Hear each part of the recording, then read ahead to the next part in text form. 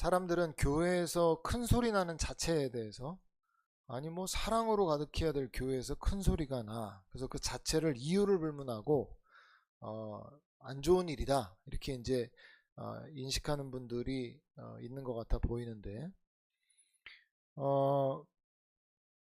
우리 교회가 말씀하신 대로 세워지는 교회를 표방하고 그 길을 가고 있는데, 말씀하신 대로 가는 교회가 항상 웃음소리만 나야 말씀대로 가는 건 아닙니다. 오늘 본문과 같은 상황이 우리 가운데 있기 때문에 그런데요. 여러분, 만약에 이단이 우리 교회에 들어와서 신천지 교인이 갑자기 와서 뭘 믿음으로 구원받냐, 왜 예수님을 믿냐, 예수님이 구원자가 아니다라고 얘기하면 여러분 어떻게 하시겠어요? 회개를 왜 계속해? 회개는 한 번만 하면 돼. 그리고 이제 그냥 뭐 마음껏 죄를 지으면서 살아가도 돼. 이렇게 여러분들한테 여러분이 그리스도 안에서 받은 구원과 자유를 흔드는 가르침을 주고 있는 사람이 우리 교회 안에 들어왔다면 여러분 어떻게 하겠어요? 저 사람은 연약한 사람이니까 품어줘야지, 기다려줘야지, 언젠가는 바뀔 거야, 여러분 이렇게 해야 될까요? 천만의 말씀입니다. 제가 뭐 이래도 흥 저래도 흥 하는 것 같아 보일지 몰라도 우리가 말씀의 범위를 벗어나지 않으니까 제가 그렇게 보이죠. 말씀이 벗어나면 저는 단호하게 대처하는 편이에요. 예전에 학생부를 제가 맡아 사역하던 중에 청년교사 한 분이 학생들한테 UFO에 대해서 가르친 적이 있어요. 왜 그 UFO나 그런 뭐 우주에 있는 것들을 신으로 이렇게 섬기는 사람들이 있죠. 유명한 톰 크루즈 같은 사람들. 이제 애들도 그 얘기를 듣고 이상했는지 저한테 왔어요. 전도사님, 선생님이 UFO를 가르쳐요 라고 하면서 저한테 온 거예요. 바로 불렀어요. 선생님도 다시는 그런 내용에 접하지 마시고 애들에게 다시는 그런 얘기 가르치지 마십시오. 만약에 그런 얘기가 또 한 번 들리면 선생님 그만 두셔야 되고, 이거는 신앙적으로도 심각한 문제입니다. 경고를 했었는데, 칼빈이라는 신학자가 그런 얘기를 했어요. 건강한 교회라고 할 때 세 가지 기준을 제시했는데, 첫 번째가 말씀이 바로 선포되는 교회, 이게 첫 번째예요. 또 하나는 성례전이 바르게 행해지는 교회. 성례가 뭐죠? 세례, 이런 성찬, 이런 것들이죠. 마지막이 뭐냐면 칼빈이 말한 세 번째가 권징이 바르게 행해지는 교회라고 말했어요. 여러분, 오늘날 말씀 선포가 되는 교회는 많이 있고 성례가 진행되는 교회들도 많이 있지만 오늘날 사라진 것이 권징입니다. 이 권징은 교회 안에 들어온 거짓 교리를 퍼뜨리는 자들에 대한 치리, 그거를 포함하고요. 공동체 안에서 죄를 범하면서도 자신의 죄를 인정하지 않고 뻔뻔히 있는 자들에 대한 처벌, 그걸 넘어서 바른 자리로 돌아오게 하는 사랑의 조치라고 볼 수 있어요. 그래서 권징이 없는 교회는 질서가 무너지기 때문에 그런 교회에 성령께서 역사하시기를 기대하는 게 쉽지 않은 일입니다. 그러니까 우리가 오늘 지금 유다서를 나누고 있는데 지금 이 유다가 그 공동체 편지를 쓰려고 했는데, 원래 쓰려고 했었던 내용은 뭐냐면은 우리가 가진 예수 그리스도를 믿는 믿음의 그 내용에 대해서 편지를 좀 쓰려고 했었는데, 그 공동체 소식을 들어보니까 그 공동체 안에 거짓 교사가 들어와서 이들이 가지고 있는 그 믿음의 도에 대해서 흔들고 있다는 얘기가 들린 거예요. 그래서 내가 그 편지를 쓰려다가 너희가 가지고 있는 믿음의 도를 지켜내기 위해서 힘써 싸우라, 권면해야 될 필요가 느껴져서 내가 이 내용으로 너에게 편지한다, 이렇게 얘기해요. 그래서 이틀 전에 우리 장하늘 집사님이 제가 잘못 읽었는 줄 알았다라고 하면서 묵상 본문 제목이 뭐였죠? 기억나세요? 싸움의 기술이었어요. 그래서 무슨 싸움의 기술이 묵상책에 써있나 했을지 몰라도, 교회가 항상 사랑의 공동체니까 무조건 품어줘야 된다, 무조건 안아줘야 된다, 그건 성경을 잘 모르고 하는 얘기입니다. 이런 문제에 걸렸을 때는 싸워야 됩니다. 신약 성경 여러 부분에 보면 거짓 교사가 들어왔다는 얘기들이 곳곳에 나타나는데, 거짓 교사들이 그럼 안에서 가르쳤던 두 가지 주요 내용이 뭐였냐면, 첫 번째는 하나님의 은혜를 방탕한 것으로 바꿔버리고 예수 그리스도가 아닌 다른 구원에 대해서 이야기한 그 두 가지가 큰 내용이에요. 여러분, 하나님의 은혜를 방탕한 것으로 바꿨다는 얘기가 뭔 얘기예요, 그게?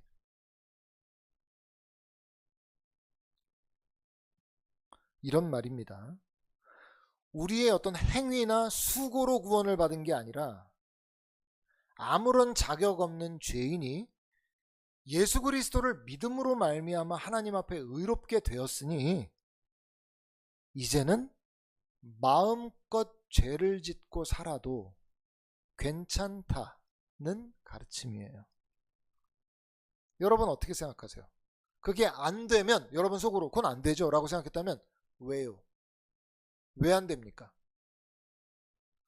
예수 그리스도를 믿음으로 말미암아 여러분이 죄사함을 받은 사람들이에요. 그러니까 어떤 사람들은 이제 죄에 대하여 자유한 자들이 되었으니까 마음껏 죄를 짓고 살아도 돼요 라고 여러분들한테 누가 이렇게 얘기했다면 뭐라고 답변하실래요?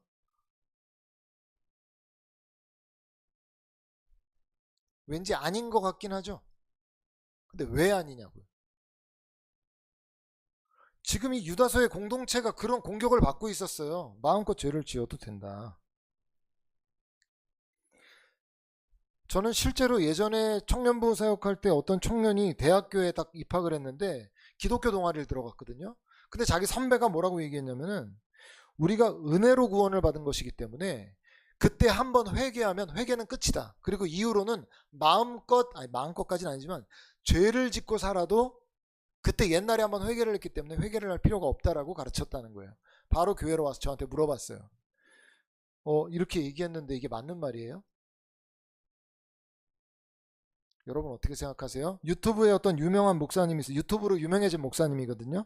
그분은 뭐라고 가르쳤냐면 거룩을 향해 나아가는 성도의 투쟁, 죄와의 싸움을 교만이라고 얘기했어요. 그게 교만이래요.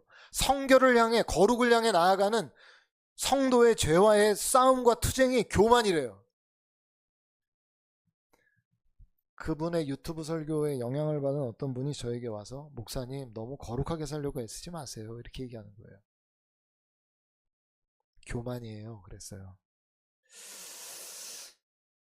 여러분 유튜브에 얼마나 많은 설교들이 있고 얼마나 많은 지금 목사라는 분들의 그런 설교들이 쏟아지는 시대를 살고 있어요.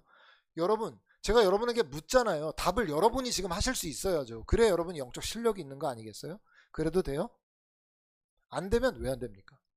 여러분이 답해보세요.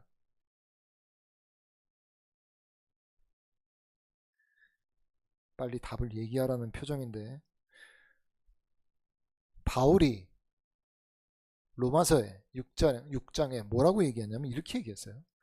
그런즉 어찌하리요? 우리가 법 아래 있지 아니하고 은혜 아래 있으니 죄를 지으리요? 그럴 수 없느니라. 너희 자신을 종으로 내주어 누구에게 순종하든지 그 순종함을 받는 자의 종이 되는 줄을 너희가 알지 못하느냐? 혹은 죄의 종으로 사망에 이르고 혹은 순종의 종으로 의에 이르느니라. 이렇게 말씀하고 있어요. 여러분 바울의 논증을 쭉 로마서를 따라 쭉 읽어내려가다 보면 이 바울은 로마 교인들이 그 내용을 읽어내려가다가 뭔가 제기되는 질문이 있을 걸 예상하고 그 질문을 먼저 던지고 답변을 주는 요게 로마서의 그 바울이 쓰고 있는 문체인데 야 너희들 은혜 아래 있으니까 죄를 마음껏 지어도 되겠네 라는 마음의 생각이 일어나지 그럴 수 없다라고 못을 박죠. 그리고 뭐라고 얘기해요? 너희 주인이 누군지는 너희가 무엇을 따라가는지 무엇을 순종하는지를 보면 너희의 주인이 누구인지 알 수 있는데 혹은 죄의 종으로 너희가 죄를 따라가냐? 그럼 너희는 죄의 종이야. 너희의 결과 사망에 이르는 거야. 그러나 순종의 종으로 의에 이른다. 예수님을 믿고 은혜를 경험한 사람들은 의의 길을 따라가거든요. 그러니까 순종한다는 거예요. 그래서 결국 의에 이른다는 게 바울의 가르침이었어요. 여러분 이런 가르침이 교회 안에 이렇게 퍼지고 누군가 이런 얘기를 했다고 할 때 여러분이 성경적으로 그건 틀립니다 라고 이런 구절들을 여러분이 제시할 수 없다면 여러분도 이러한 공격에 준비됐다고 볼 수가 없어요. 여러분 혹시 마음속에 그런 생각하세요? 아유, 목사님 제가 그 정도는 다 분별하죠. 신천지나 통일교나 이단에 있는 분들 보면 여러분 그분들이 지식적으로 부족한 분들이 거기에 있는 게 아니에요. 신천지에 정치인들이 많이 있고 대학 교수도 있고요. 판검사, 사회적으로 어느 정도 지위, 위치에 있는 분들이 적지 않아요. 소수지만 목사 전도사들도 거기에 미혹돼서 들어가 있는 사람들이 있어요. 오늘 유다서를 통해서 여러분에게 우리에게 하나님께서 지금 전하고자 하는 하나님의 메시지를 여러분이 듣고 있습니까? 신앙생활이라는 게 멍하니 있다가 그냥 뭐 기도하는 거지 믿는 거지 이렇게 믿어서는 우리 중에 누구도 안전하지 않습니다. 제가 목사라고 해도 제가 계속해서 말씀 앞에 저를 세우고 말씀으로 계속 훈련하고 계속 연단하지 않으면 저라고 안전할 게 뭡니까? 이단들이 쓰는 이 일들이 미혹의 역사, 현혹의 역사, 마귀의 역사이기 때문에 여러분이 확실한 진리 안에 거해서 진리를 여러분이 지키기 위해 싸우려는 그러한 마음이 없다면 여러분 이래도 흥 저래도 흥 이래도 돼 저래도 돼 되는 거예요. 교회가 그런 기준이 없으면 무너지는 겁니다. 교회 안에는 거짓 가르침을 주는 이들이나 합당하지 않은 죄악을 반복적으로 행하면서도 부끄러운지도 모르는 자들이 교회 안에 있는데 교회가 권징을 하지 않으면 그걸 합당하게 질서를 잡지 않으면 심각한 위협에 빠질 수 있는 거예요. 제가 목회자로서 왜 그런 일이 딱 있을 때 갑자기 돌변하냐면 그런 거짓 가르침에 대해서 제가 용인한다고 성도들이 착각할 수 있고 그러한 반복된 죄에 대해서 돌이키지 않는 사람에 대해서 목사님이 저런 입장이고 태도네 라고 여러분들도 그걸 따라갈 수 있기 때문에 그런 경우에는 저는 가만히 있지 않아요. 예. 그럴 땐 좀 완전히 그런 일들이 정리될 때까지 확고하게 하죠. 그게 우리 모두를 지키는 길이기 때문에 그래요. 도둑이 들어왔는데 사기꾼이 들어왔는데 내 가족이 보이스피싱 당하고 있는데 가만히 있을 사람이 누가 있어요. 교회 안에 항상 하하호호 기쁨의 즐거운 소리만 나야 되는 게 아니라 이런 사람들이 교회 안에서 성도들을 미혹하고 쓰러뜨리고 죄를 퍼뜨리고 이래도 된다라고 가르치는 일이 있을 때는 단호해져야 돼요. 싸워야 된다고요. 여러분 제가 말씀드렸지만 이런 경고의 서신을 보면서도 아이 그래도 내가 누군데 나 구원받은 사람인데 목사님 제가 아유 하나님이 저를 제가 모태신앙입니다. 제가 옛날부터 제가 신앙생활 오래 한 사람입니다. 제가 뭐 이런 거에 해당이 되겠습니까? 라는 생각이 드세요? 그런 생각할 줄 알고 유다가 무슨 얘기하고 있냐면 이어서 예시를 드는데 5절을 보세요. 5절 6절을 같이 한번 읽어볼게요. 시작. 너희가 본래 모든 사실을 알고 있으나 내가 너희로 다시 생각나게 하고자 하노라. 주께서 백성을 애굽에서 구원하여 내시고 후에 믿지 아니하는 자들을 멸하였으며 또 자기 지위를 지키지 아니하고 자기 처소를 떠난 천사들을 큰 날의 심판까지 영원한 결박으로 흑암에 가두셨으며. 아멘. 자, 첫 번째 얘기하는 게 뭐예요?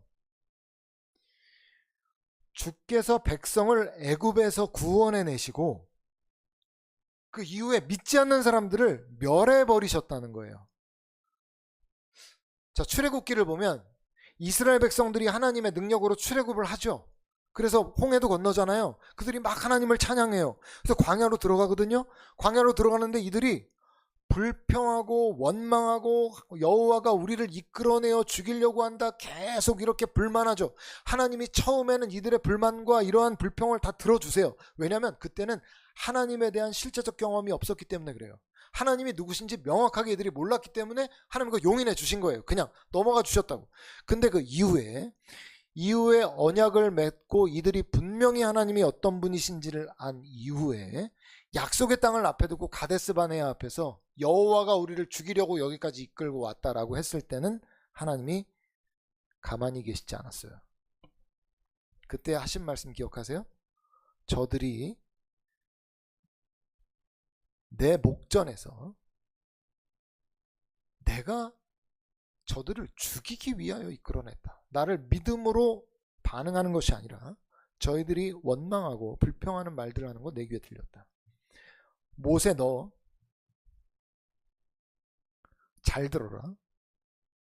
믿음의 고백을 한 여호수아와 갈렙 외에는 다 그 땅에 들어갈 수 없을 것이다. 그리고 광야에서 40년 돌면서 다 멸망했어요. 1세대가.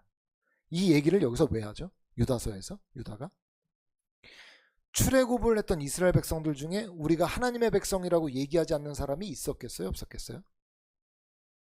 광야를 돌아다니는 이스라엘 백성들, 야, 하나님의 불기둥이 여기 있고 구름기둥이 항상 자기들 옆에 있는데 우리가 당연히 하나님의 백성이지라고 다 그렇게 여겼다는 거예요. 그들이 그렇게 여겼는데 문제가 뭐냐면 그들이 그렇게 불기둥, 구름기둥, 하늘로부터 만나가 내리고 메추라기가 떨어지는 기적을 보면서도 하나님을 믿음으로 반응하지 않고 하나님께 불평과 원망으로 대했던 그들을 광야에서 멸망시켜버렸다는 얘기를 유다가 하는 거죠. 왜 이 얘기를 하냐고요? 너희는 너희가 구원에 대하여 안전하다고 믿고 죄악 가운데 반복적 죄와 불평과 원망과 불신과 믿음이 없는 상황으로 살아가면서도 너희가 안전할 거라고 믿느냐? 아니, 그렇지 않다는 거예요. 6절 보면 뭐래요?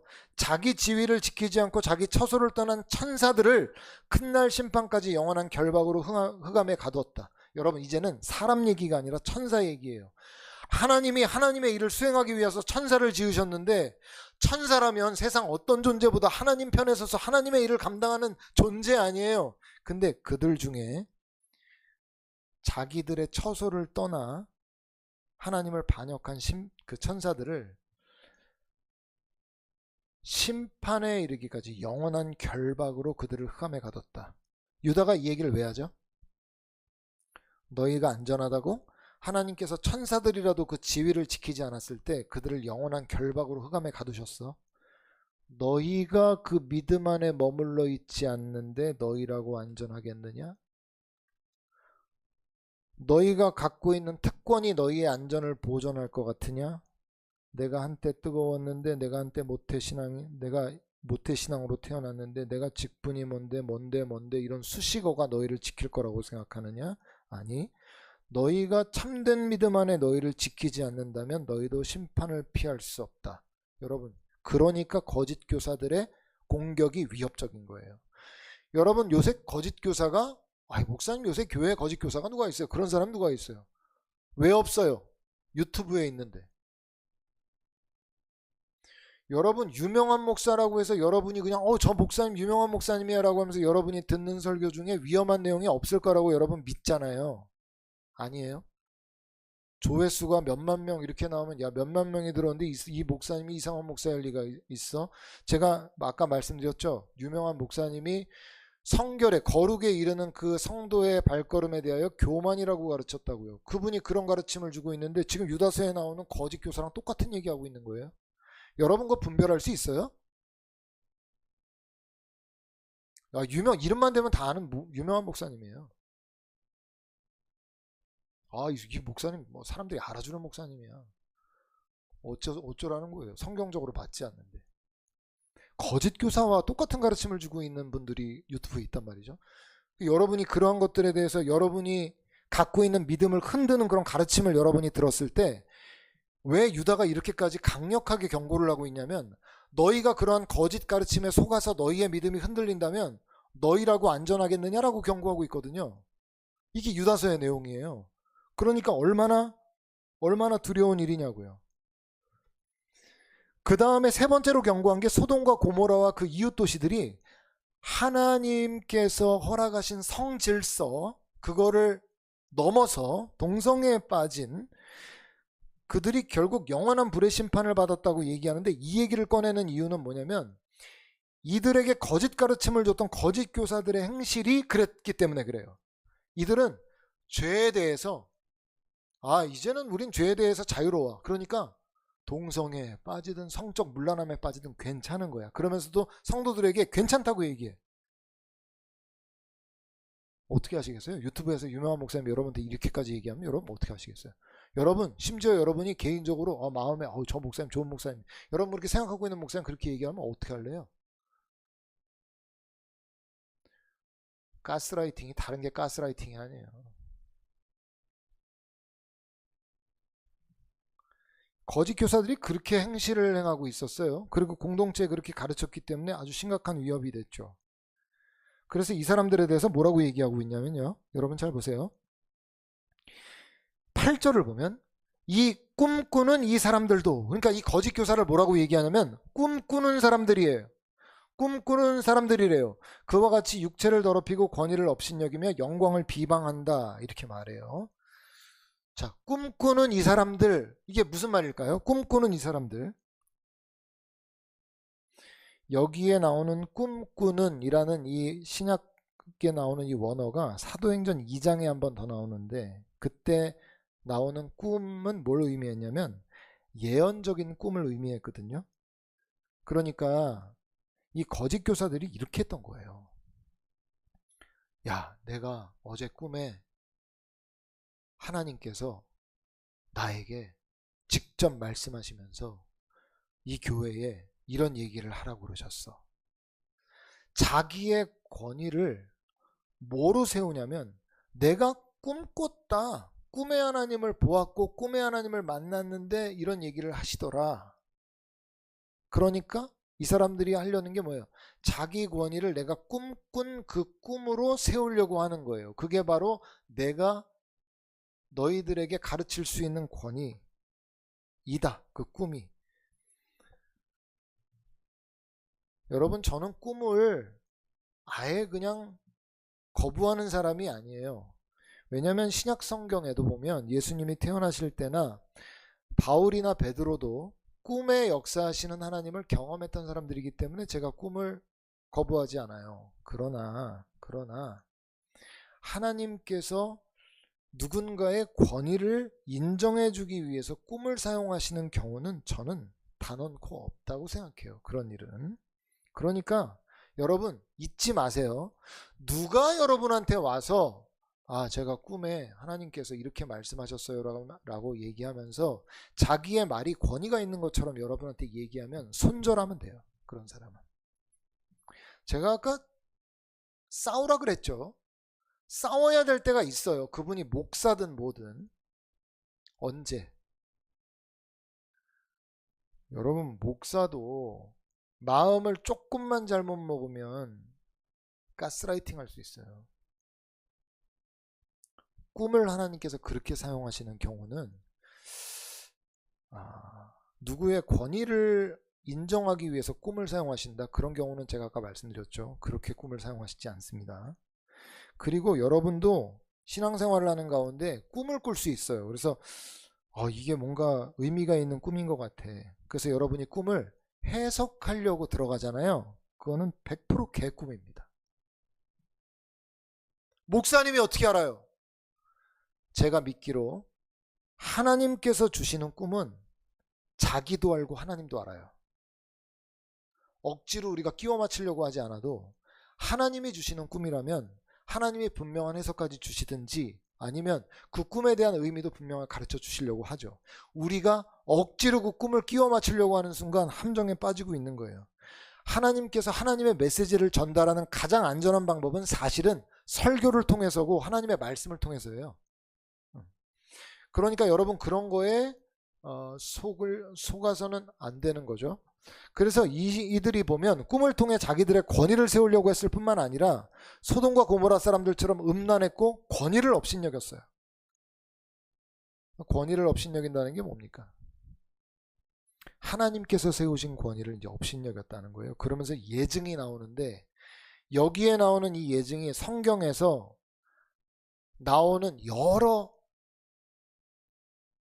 난제, 성경에서 해석하기 어려운 부분 중에 하나예요.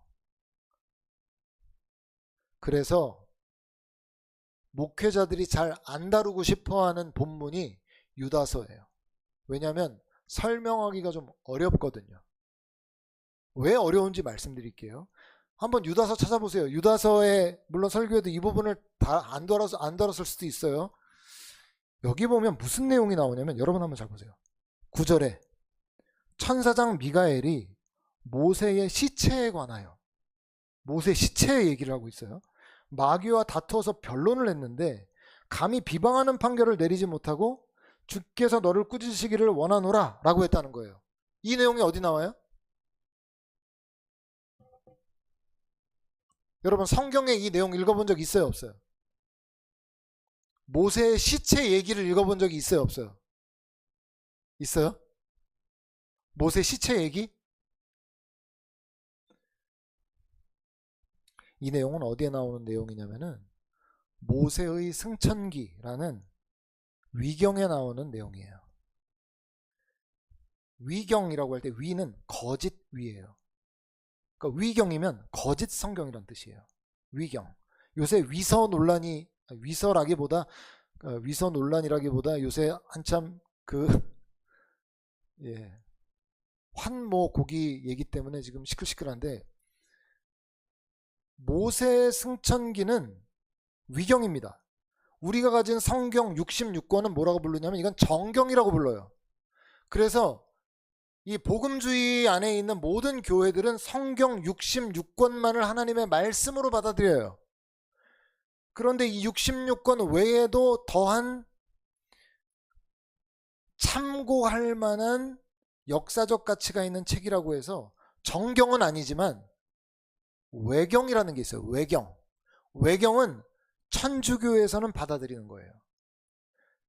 그 외경 몇 권이 있어요. 그래서 공동 번역을 보면 공동 번역 중에는 그 외경의 여러 권들이 있어요. 근데 그것에 벗어난 외경을 벗어난 위경. 위경은 성경의 가르침에 반하거나 지나치게 신비주의적이거나 이단적 요소가 많아서 신학적으로나 역사적으로 신뢰도가 좀 낮은 책이에요. 그래서 어느 교파에서도 안 받아들이거든요. 근데 문제는 뭐냐면 지금 우리가 읽고 있는 성경에 그 위경의 내용을 인용했다는 게 문제인 거예요. 그래서 이 본문을 목회자들이 잘 다루고 싶어 하지 않아요. 우리가 여기에서 몇 가지 생각을 해봐야 돼요. 첫 번째는 두 가지 정도를 생각해 봐야 되는데 첫 번째는 이 유다서가 쓰여져 있을 이 당시에는 정경과 외경과 위경의 구분이 없었어요. 무슨 얘기인지 아시겠죠? 그때는 사도들의 가르침 그리고 이제 율법이 쭉 내려왔던 그 율법의 내용들, 구약의 내용들과 사도들이 썼던 이야기, 그 다음에 예수님의 가르침 이러한 내용들, 그 다음에 이 외경과 위경의 내용이 그 신앙 공동체 안에 다 읽히던 때예요. 그러니까 뭐가 정경이냐, 뭐가 외경이냐 위경이냐의 구분이 없었어요. 실제로 구약 39권이 언제 이게 정경으로 채택이 됐냐면 거의 AD 한 100년경에 얌리아 회의에서 결정이 된 거예요. 이것은 하나님의 말씀으로 우리가 인정해야 된다라고 했을 때 그게 AD 100년 정도예요.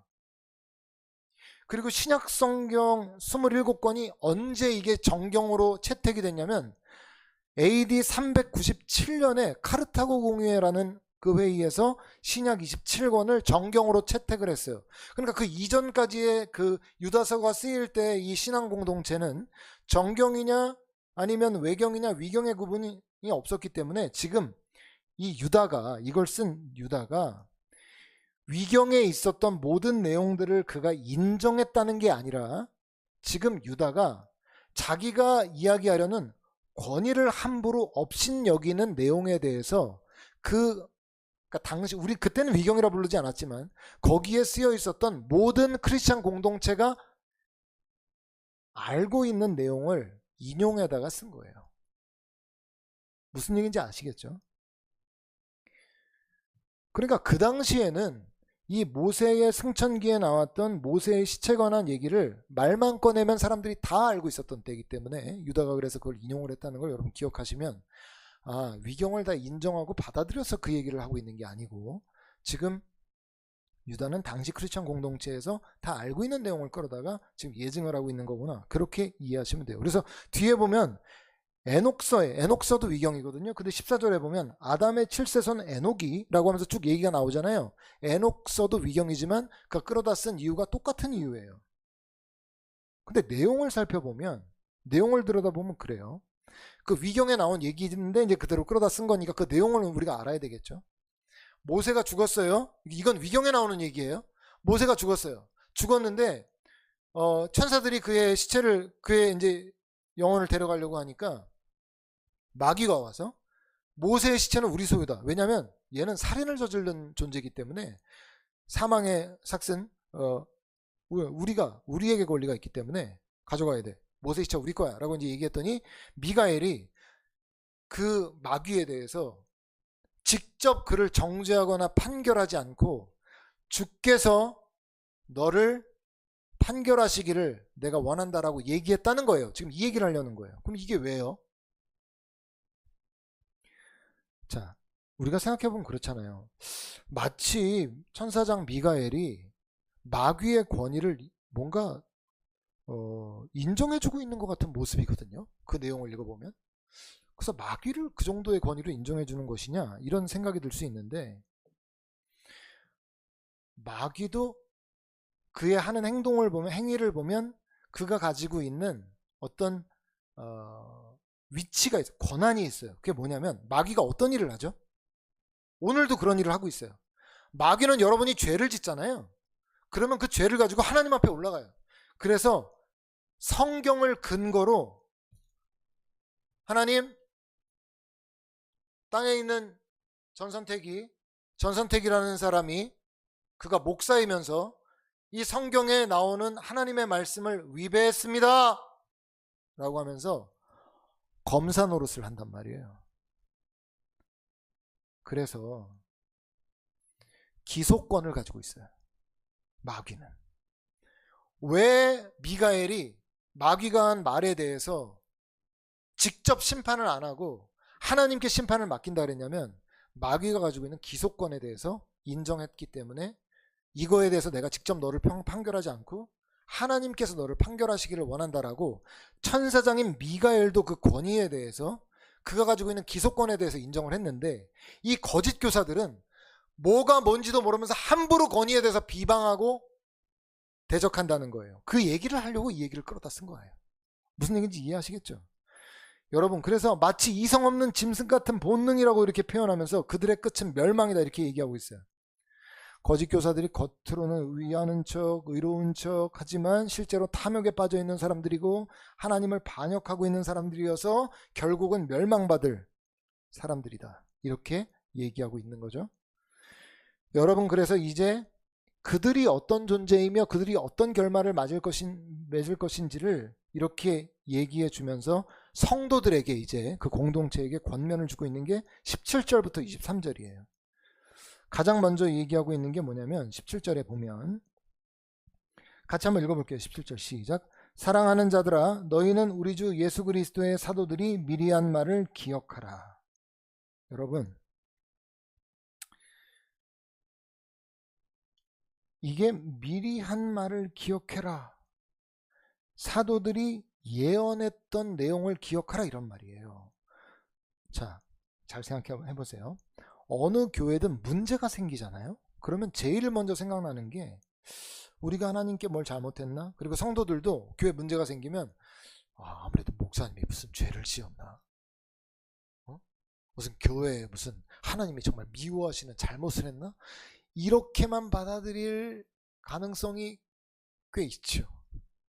그러니까 안 좋은 일은 뭔가 죄에 대한 결과라고 생각할 만한 그런, 우리가 인과율에 너무 익숙하게 살아온 존재이기 때문에 교회에 어려움이 닥치면 그렇게 생각할 수 있지만, 유다가 무슨 얘기하고 있냐면, 거짓 교사들이 교회 안에 들어와서 교회를 흔드는 이 일은 이미 사도들이 미리 예언한 바 말씀에 이미 너희에게 이러한 일이 있을 수 있다라고 예언했던 거를 기억해야 된다는 거예요. 아, 그렇구나. 이것은 지금 하나님께서 교회 안에 이러한 일들이 있을 수 있다라는 것을 다 예언한 거였구나. 그러면 우리가 말씀 안에서 어떻게 대적해야 될까? 이렇게 대응을 해야지. 우리 교회가 무슨 문제가 있는 모양이다, 무슨 성도들이 무슨 죄를 지었나 보다, 목사님이 무슨 죄를 지었나 보다, 이렇게 접근해서 안 된다는 거예요. 오늘날에도 교회가 어느 정도 세워지려고 그러면 사탄의 역사가 임하는데, 제 선배 목사님께서 개척을 하고 신자들이 이제 오면서 자리를 좀 잡나 싶었는데, 그들 가운데 이제 문제거리도 안 되는 걸 가지고 이제 성도들에 대해서 이제 목사님을 이제 모함을 한 거죠. 다니면서 몰래 되게 열심히 하는 것처럼 했는데 거기서 열심히 하나 보다 했대요, 목사님이. 근데 성도들하고 이제 교제를 가지면서 은근히 근데 목사님 이거 이렇더라, 목사님 이거 이렇게 하더라, 좀 이상한 것 같아. 그래? 그런 것 같아. 이런 얘기들을 막 이렇게. 결국 그래서 분열돼가지고 교회가 깨졌다는 얘기를 제가 들었거든요. 마귀가 오늘날에도 이런 역사로 역사할 수 있다라는 것을 유다가 이 공동체에 미리 알려주는 거예요. 우리가 이 유다서를 읽으면서 뭘 기억해야 돼요? 오늘날도 교회를 흔들고 무너뜨리는 데 있어서 이런 자들의 악한 역사가 있을 수 있구나라는 걸 기억해야 된다는 거예요. 여러분, 이어서 주고 있는 권면이 뭐냐면 너희의 지극히 거룩한 믿음 위에 자신을 세워라 라고 말하고 있어요. 이 얘기를 하는 이유는 뭘까요? 이들의 믿음이 흔들렸던 이유가 뭐냐면 아까 제가 서두에 여러분한테 말씀드렸어요. 거짓 교사들이 야 너희들 은혜로 구원받았으니까 마음껏 죄 지어도 돼. 여기에 대한 답변이 없었어. 그러니까 이들은 그런가? 예수 그리스도를 믿는 믿음만으로 안 되고 뭔가 더 해야 되거나 예수 그리스도에 대한 믿음으로 우리가 죄 용서를 받았으니까 마음껏 죄를 지어도 되나? 이들이 확고한 믿음에 서 있지 못했기 때문에 흔들린 거거든요. 그러니까 뭐라고 말합니까? 거룩한 믿음 위에 자신을 세우라는 거예요. 성경 대충 읽어서 그냥 읽었다라고 읽은 거 가지고 여러분 우리가 만족하기에는 우리의 믿음이 여러분 자신이 얼마나 연약한지 여러분이 살면서 느껴요, 못 느껴요?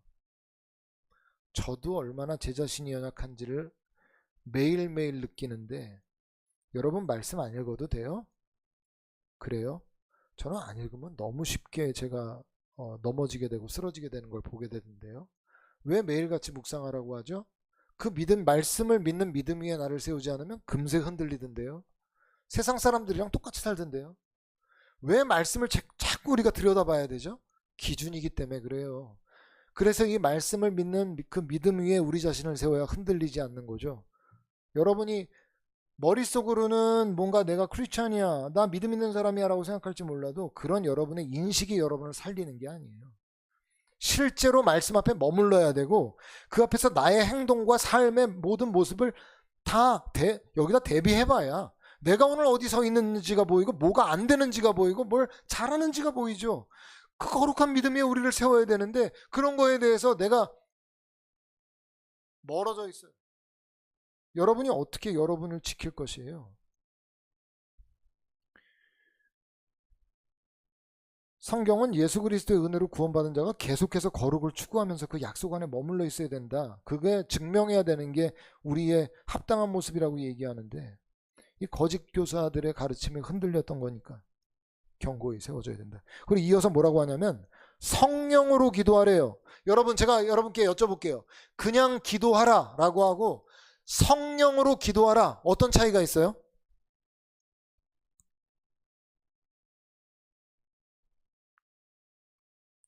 여러분 어제 기도하셨어요?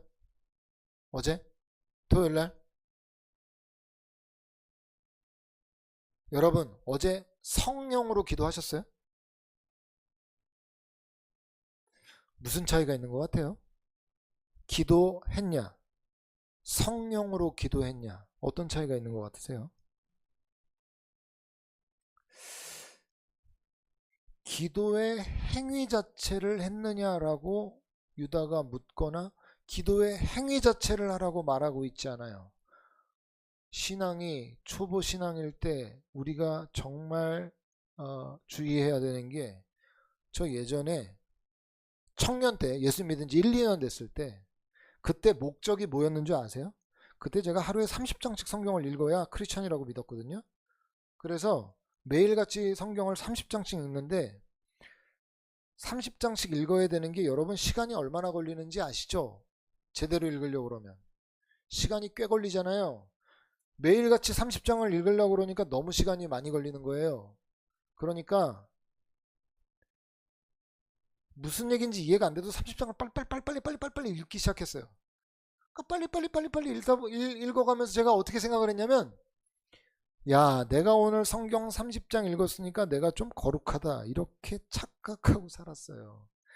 신앙으로 이제 막 우리 시작할 때 우리가 갖게 되는 빠지는 함정이 뭐냐면 종교적 행위를 했기 때문에 내가 괜찮다라는 착각이죠.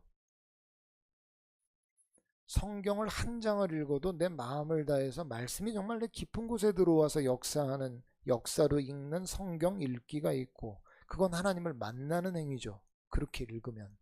그러나 제가 예전에 30장씩 읽으면서도 왜 이렇게 길어라고 느꼈을 때, 읽었을 때 그 읽는 거는 글자를 읽은 거예요. 제가 기도할 때요, 예전에 청년 때 마찬가지였는데 하루에 1시간 이상은 기도해야 성도다라는 믿음이 있었고, 이건 저는 여전히 그런 믿음이 있습니다만, 하루에 1시간 이상 기도하는 것도 때로는 1시간 이상 기도하고 싶지 않은데 시간을 억지로 지키면서 그냥 자리에 앉아 있었을 때도 많아요. 여러분 생각해 보세요. 제가 그냥 앉아가지고 1시간을 버티고 있다가 자리에 일어났어요. 사람들은 저를 보면서 야 목사님, 그땐 청년이었지, 전선택 청년 기도 열심히 안 했을지 몰라도 참 모르는 소리. 저는 그냥 흉내내고 일어난 거예요. 성령으로 기도하는 건 어떤 차이가 있을까요? 여러분, 제가 이건 경험적으로 말씀드릴게요. 처음에 기도하면 처음부터 심령의 뜨거움이 임하는 게 아니에요. 처음에는 차가워요, 내 영이. 근데 어떤 싸움이 있냐면 성령의 감동이 오기까지 내가 포기하지 않고 계속 하나님을 추구하는 기도를 하면, 그 어려운 싸움이 진행이 되면 심령이 달궈지는 그 타이밍이 오더라고요. 경험적이라고 말씀드렸어요. 그러면 성령의 임재가 느껴져요. 그러면 그때는 대화를 하고 있다는 느낌이, 확신이 들어요. 그래서 이때 기도는 말이 직접 하나님의 정말 귀에 들어가고 있다라는 믿음이, 확신이 들어요. 이 기도가 깊어지면 심령이 불이 되는 것 같아요. 불이 되는 것 같을 때 기도하면 내가 기도가 하는 게 아니라 성령께서 기도하는 걸 내가 따라간다는 느낌이 들어요. 그렇게 막 기도가 이루어지고 나서 보면 시간이 한참 지난 걸 알 수 있어요. 여러분, 지금 유다가 우리에게, 오늘 공동체에게 성령으로 기도하라는 건 이렇게 기도하라는 거예요. 밥 먹을 때 기도했냐 묻는 게 아니에요. 여러분이 기도하느라고 눈 감고 한 5분 있었냐 얘기하는 게 아니에요. 그게 기도라면 기도가 쉽겠죠. 그런 게 기도라면 저도 목회하는 거 쉬울 것 같아요. 그런 거 아닙니다. 여러분, 잘 생각해 보셔야 돼요. 기도는 영적 행위인데 영적인 어떤 느낌과 반응도 없는데 여러분이 기도를 했다고요? 그거는 잘 생각해 보셔야 돼요. 여러분이 정말 모든 걸 내려놓고 하나님만 추구하다 보면 임하는 성령의 감동이 있어요. 성령의 역사가 있다고요. 성령의 이끄심이 있어요. 불과 같은 성령의 역사가 있단 말이에요. 어젯밤에도 기도하는 성령의 감동이 있어요. 오늘도 일어나서 기도하는 성령의 감동이 있어요. 그런 성령의 감동하에 기도하는 것이 깨어 기도하는 자들의 기도란 말이에요. 여러분, 왜 기도를 위해서 공간을 구별하라고, 시간을 구별하라고 그래요? 그런 성령의 역사가 임하기까지 방해가 많기 때문에 그래요. 여러분, 왜 단독된 공간에서 기도를 해야 되죠? 왜 자꾸 목사님 자꾸 시간을 정하라, 공간을 정하라 그래요? 이유가 있어요. 성령이 역사해야 되는데 여러분이 다른 외부 환경이나 무슨 핸드폰이나 뭐나 이것저것 때문에 여러분이 뺏겨요? 여러분 잘 들으세요. 제가 10분 동안 성령의 임재 가운데 전화 걸려서 전화를 보잖아요. 처음부터 다시 시작해야 돼요. 감동이 10분째부터 11분으로 넘어가는 게 아니고, 제가 30분 성령으로 기도하다가 갑자기 전화 와서 전화를 받고 기도하잖아요. 처음부터 해야 돼요. 여기까지 오려면. 여러분, 기도가 그렇게 쉬운 일이에요? 영적 전쟁인 거 여러분 아시죠? 왜 전쟁이라 그래요? 여러분이 성령으로 기도하려면 그러한 싸움이 있어야 되고, 싸움이 있어야 성령께 끌려가는 기도를 할 수 있는데, 내가 논리적으로 내 생각을 정리해서 혹은 그 원하는 바만 얘기하다가 끝내는 기도라면, 여러분 이런 기도는 아주 진지하게 재고해 봐야 돼요. 기도는 성령의 물결에 나를 맡기는 일이에요. 그 성령의 웨이브를 느껴야 돼요. 성령의 이끄심을 느껴야 되고, 기도가 어느 순간 내가 기도를 주관하고 있지 않다는, 제가 아까 말씀드린 것처럼, 그래서 기도가 바뀌죠. 기도가 원래는 내가 어떤 기도 제목을 가지고 들어갔는데 나중에 보면 기도의 내용이 바뀌어 있어요. 기도의 내용이 왜 바뀌어 있나 보면 성령께서 그 기도를 기뻐하신다는 걸 느껴요. 여러분 이런 영적 역사가 여러분에게 계속 일어나야 여러분이 영적으로 살아있고 깨어있는 거지. 기도에 행위를 하고 있다? 그걸로 여러분이 만족한다? 천만에 안 돼요. 그런 거는. 성경을 읽고 있다? 한 편 읽었다고요? 그거 한 편 읽었는데 여러분이 하나님의 마음을 느꼈다면 내가 여러분 인정해드리겠어요. 성경 읽었는데 숙제한 것처럼 읽었다면 여러분 그게 무슨 의미가 있습니까? 기록된 말씀이 여러분의 심령을 막 뒤집어 놓지 못하는데 그게 무슨 의미가 있어요? 여러분이 그 말씀 앞에서 여러분 정말 통회하고 자복하고 가슴 아파하고 한 말씀 넘어가지 못해가지고 한 구절의 말씀을 못 넘어가서 그 앞에서 계속 여러분 그걸 성령님께 묻고 이런 역사가 없는데 여러분 어떻게 여러분이 정말 하나님의 말씀과 기도 안에 여러분이 있다고 확신할 수 있어요? 우리 영은 살아 움직이는 존재란 말이에요. 영이 살아있는 걸 여러분 느껴야 될 거 아니에요? 교회 안에서만 느껴요? 길을 걸으면서 느끼고 여러분이 직장에서 느끼고 여러분 학교에서 느끼고 느껴야 될 거 아니에요? 성령님이 여러분을 이끌고 있다 느껴야 될 거 아니에요? 성령으로 기도하라는 성령 안에 살아.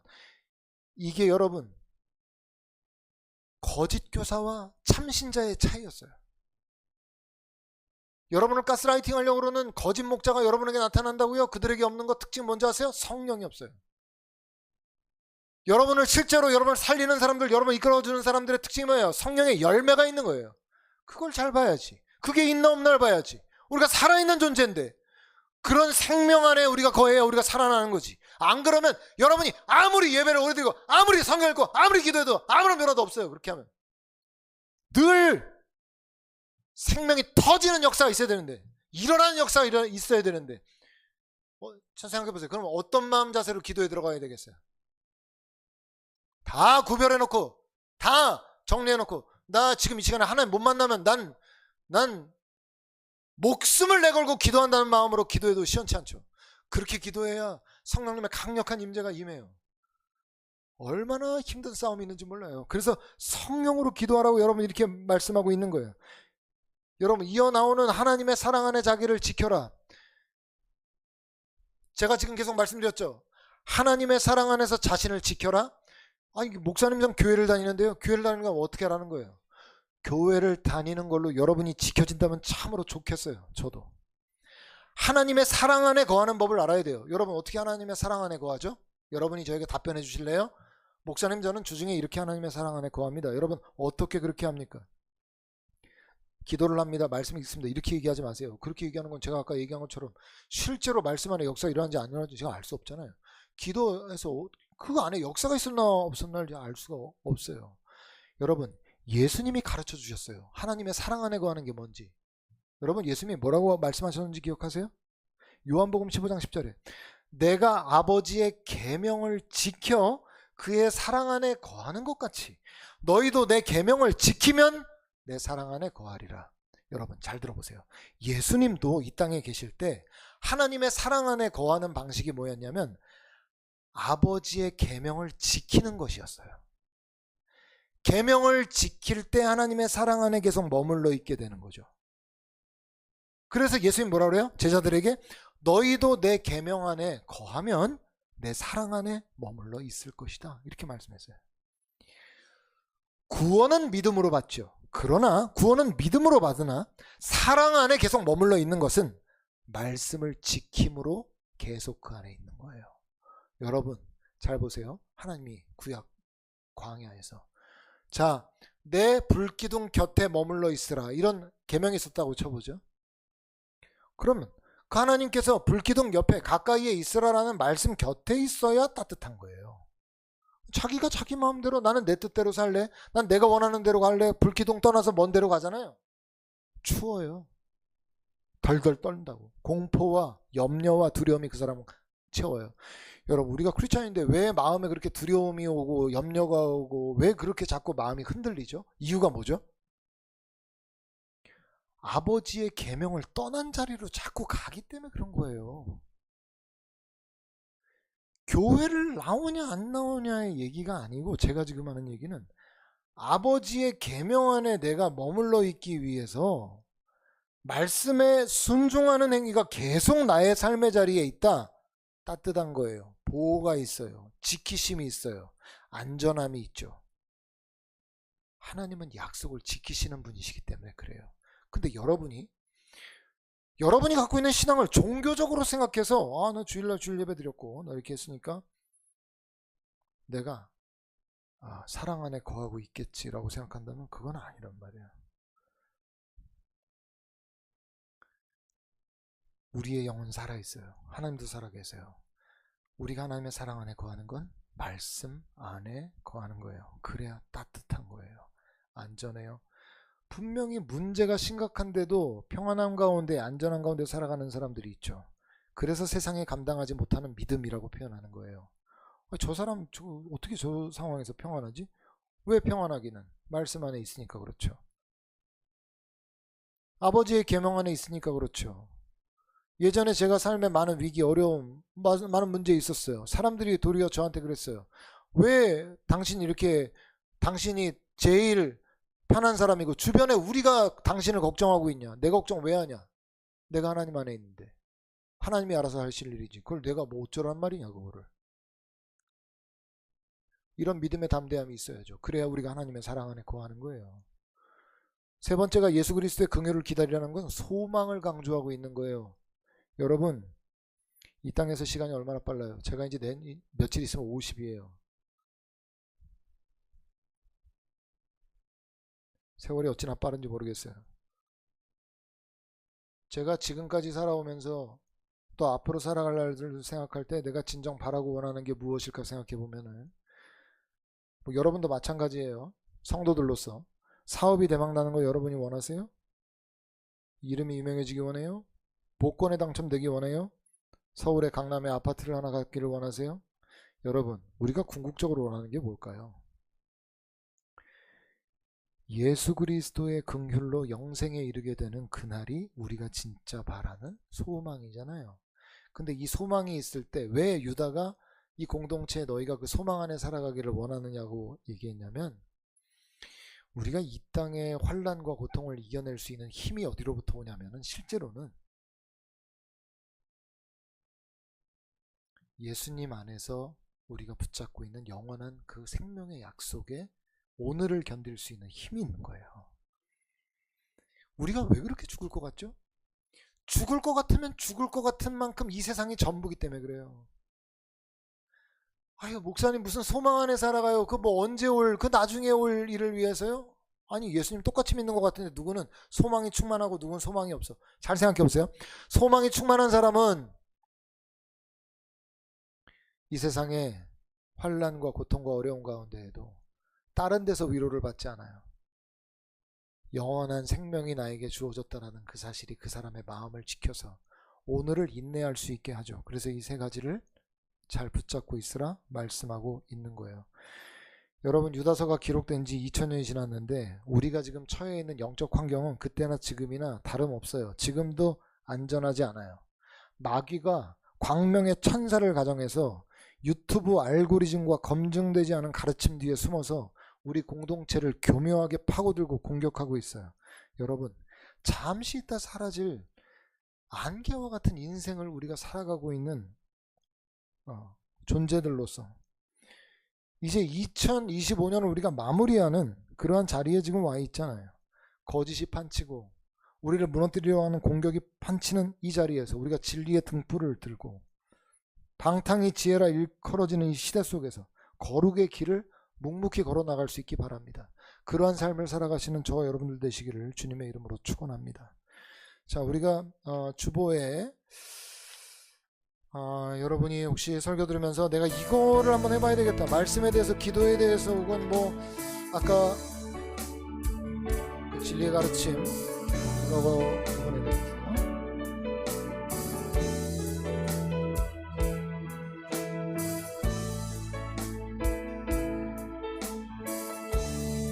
이 시간에 결단의 내용을 쓰는 게 좋습니다. 머릿속으로 생각하면 기억이 안 나요.